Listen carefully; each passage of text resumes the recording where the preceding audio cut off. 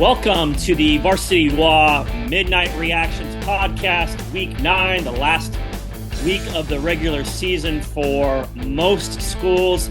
I am Todd Milles, your host, joined by my regular guest, as always, championship coach Eric Kurle, and the computer rankings guru in the Tri-Cities, Matt Evans, to talk about a crazy scoreboard tonight, some league crossover championship games, a big Puyallup win, a big Mount Tahoma win, and a big Sedro-Woolley win in that regard. Let's go right to the top 25 scoreboard, the last one of the regular season.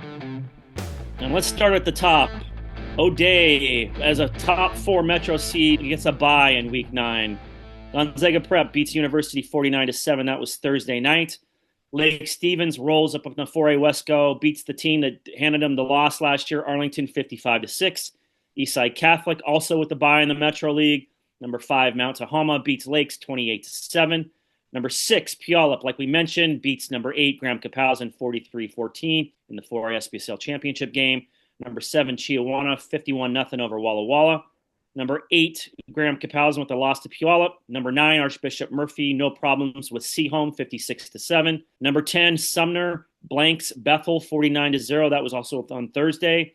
Number 11, Bellevue in a rare loser out game in the 3A. Kinko beats Interlake 49-6. That was Thursday. Number 12, Tumwater with a forfeit against Centralia, so they were off this week. Number 13, Moses Lake, no problem with Davis of Yakima 62-18. Number 14, Anacortes defeats Marysville-Pilchuck 42-0. One of the shockers tonight, guys, number 15, Enumclaw goes down at home to White River 21-14. Number 16, Lakes loses at Mount Tahoma. Number 17, Royal, no problems with Wapato 78-0. Number 18, Richland opting for 2 late, beats number 21, Kamaikan 15-14. That was on Thursday. Number 19, Glacier Peak 52-9 over Kamiak. Number 20, Camas in a 4A GSHL nail-biter with Skyview 16-13 tonight, guys. We talked about number 21, Kamaikan losing. Number 22, Sedro-Woolley in the 3A Wesco championship game defeats Mount Lake Terrace 28-7. Number 23, Kennewick handles Hermiston of Oregon 55-6. And both Kinko teams, number 24, Skyline, and number 25, Bothell, as the 2 top finishers in that upper division, off tonight, guys. Crazy look at the scoreboard. Matt Evans, what has caught your eye about the last week of the regular season scoreboard? Well, to start off, that Puyallup Graham-Kapowsin game, who beats Puyallup this year? I mean, they're just, you think that you find a matchup that could be something that challenges them, and they just roll through it. I'm very intrigued to see what is going to be the thing that derails Puyallup, if anything does derail Puyallup.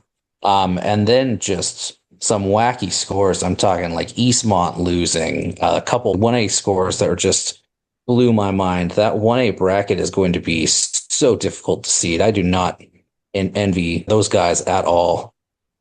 Eric Kurle, welcome back on the Friday Night Reactions Podcast, Week 9. What scores caught your eye tonight? You know, I kind of look a little bit back on Thursday watching Cheney play Mount Spokane. We talked about it being a low-scoring game, and it was.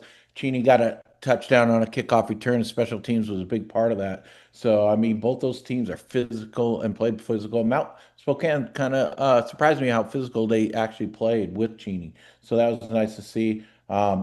And then I'm just thinking, you know, you're looking at what Ording's been doing. Are they going to sneak into this thing with those teams up north? So we're going to see what Ording has, you know, in that Pierce County area with Puyallup, Ording, Sumner, all in that little area, all very good football teams, all down in that Pierce County Valley.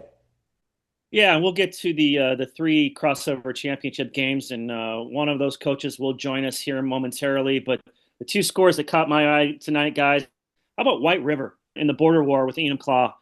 Was curious to see how they would match up with a really physical team that Mark Gunderson coaches at Enumclaw. And lo and behold, the The Hornets from Pierce County defeat the Hornets from King County to win the 3A NPSL. Congratulations to the Mighty White River group and grabbing that #1 seed. Very curious to see what kind of seed that they draw on Sunday in the round of 32. And what about Granite Falls, guys? Congratulations to Brandon Davis and his group. You don't get a chance to knock off Kings in that Emerald Sound League very often, but scoring a touchdown early in the fourth quarter to take the lead and made it held up 20-14 to win the league. Yeah, some crazy scores tonight. One of them was in the 4A SPSL championship game under a heavy downpour, and we're going to welcome in the winning coach from Puyallup, DJ Mims. DJ, congratulations on a very wet Friday night, but going to 9-0 and obviously going to be in the conversation for a #1 4A seed when the district seeding comes out Sunday. But some of your general thoughts, DJ, about tonight. Well, first, hats off to GK and Coach Logan and his staff, and that's a great football team. They're 8-0 for a reason, and hopefully we see them down the line.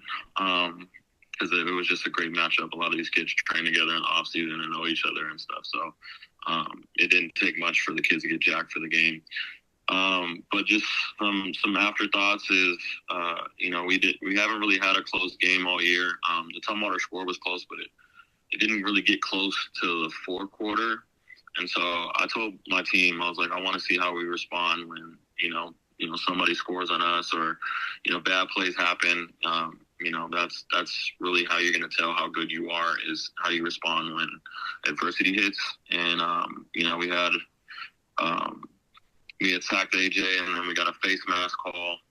That was questionable, but, we had to roll with the punches and end up getting a really big play right after that and scored a touchdown. So that changed some momentum. And then there was an inverted whistle on our punt, which came after a holding call, so that was on us. Our hold put us, back in a bad position, forced us to punt, and then we had a special teams turnover, a special teams point where they got the ball back, punched it in, and so it was 26-14, and they had a lot of momentum at that point, and I was just telling them, we just got to quiet them down, even if it's driving down and kicking a field goal. We just need something.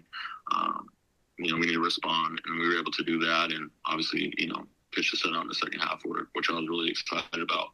And then in a wet game like that, I was really pleased that we didn't turn the ball over on offense. Like any time it's pouring down rain like that, you're always worried about ball security.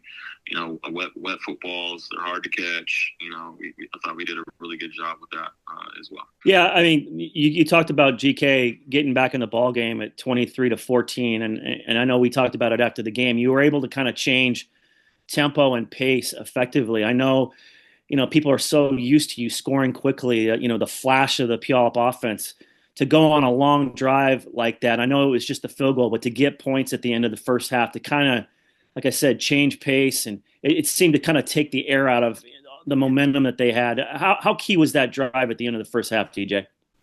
I think, offensively, I tell my DC this all the time. You might get mad, but I said we're your best friend because we have the ability to line up and empty and come out in our 0 personnel, come out in 11, come out in 12, and even tonight we ran a lot of 13 personnel and just got down and dirty in the trenches. And so having that flexibility on your roster when you can bring H-back, tight end bodies in the game, extra linemen in the game, but then also spread it around to your playmakers when you have to do so. But that drive was very key. Just to eat some time off the clock. We didn't want to give AJ any time, after we scored, whether it was a touchdown or a field goal. We didn't want to give them much time after. And, that field goal was important. And then we knew we got ball back, and, that was key as well. So we have Puyallup alumnus Eric Kurle on the call with us, DJ. Coach, like to ask DJ a question?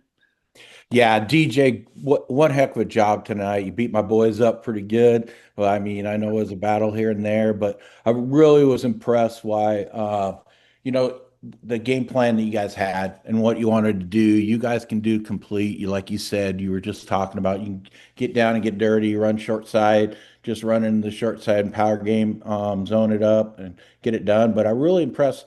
And maybe talk a little bit about if you game plan this a little bit, your delayed draw and your QB. You haven't ran the QB as much as you did with Parker. Now you got Noah in there, but you ran him tonight. Was that something you saw this week?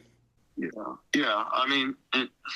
So one thing, that me and my OC, we've been, at this for a while now, and is we have our own identity on offense, the stuff that we take week to week.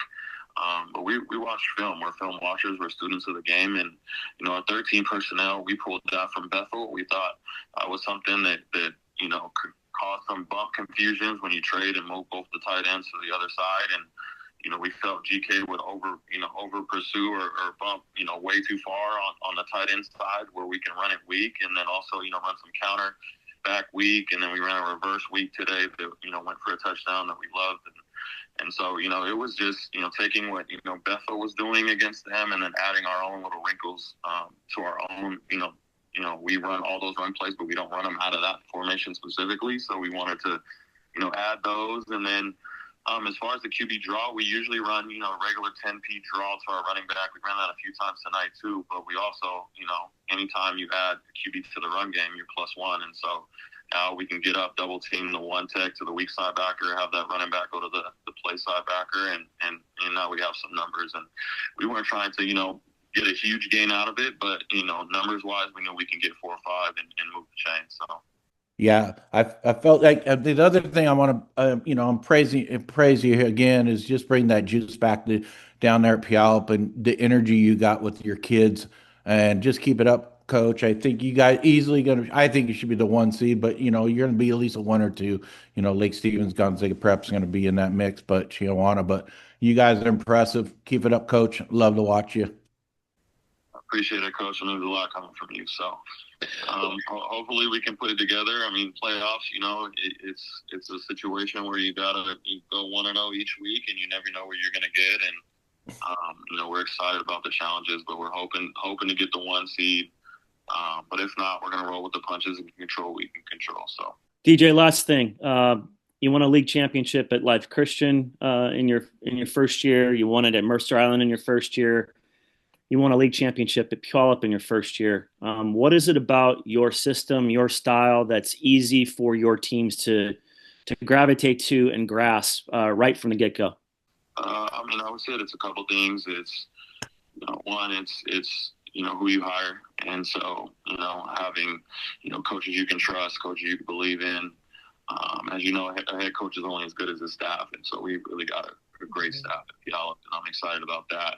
And a lot of the guys that have been with me, my first head coaching job at Life Christian and my last 3 years at Mercer Island. And then I would just say our schedule, like the way we run our program, it's probably not like many other teams run their programs, but since the WI opened up that window where you can practice in early June all the way to the end of July, instead of letting our kids go train, we're FSPs and airs and all these other places, we try to keep them in-house, and we do a lot of stuff, a lot of 7-on-7 stuff ourselves, a lot of scrimmages, even in July. I mean, you got 10 padded days, but we kind of spread those out. And so I just think it's throwing my kids in the fire as much as possible. I mean, we played a 7-on-7 tournament in spring against Sumner at UW, and that thing went into 8 overtimes. And it was like, well, I'm not, telling you the 7-on-7 is going to transfer to the real game, but if there's something to compete for in the off season, I want you guys to compete for it, because that's going to trickle into the season, and that's going to make you,